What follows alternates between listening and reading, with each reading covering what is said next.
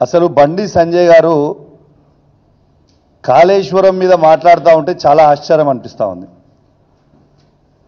అసలు ఆయన అదృష్టం ఉండి ఫస్ట్ ఆఫ్ ఆల్ మన తెలంగాణలో ఉన్న ఒక మేధావి అయిన వినోద్ కుమార్ గారి మీద నువ్వు ఎంపీ గెలవడమే ఒక పెద్ద ఫ్లూక్. కరీంనగర్ జిల్లాలో ఫ్లూక్లో గెలిచినావు, అయిపోయింది.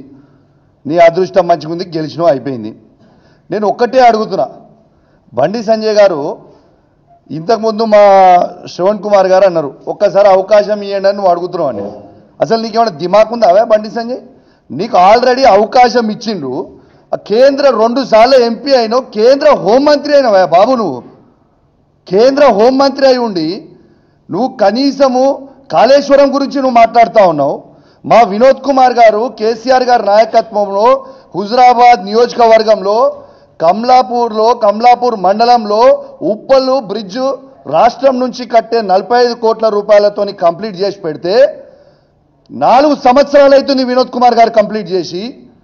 నువ్వు ఎంపీ అయి దాదాపు ఒక టర్మ్ అయిపోయింది, సెకండ్ టర్మ్ అయి ఆల్మోస్ట్ 2 సంవత్సరాలకు వస్తుంది. నువ్వు కేంద్ర హోంమంత్రి ఉండి ఆ మధ్యలో జాయిన్ చేయనికే చేతగాని దద్దమ్మవి బండి సంజయ్.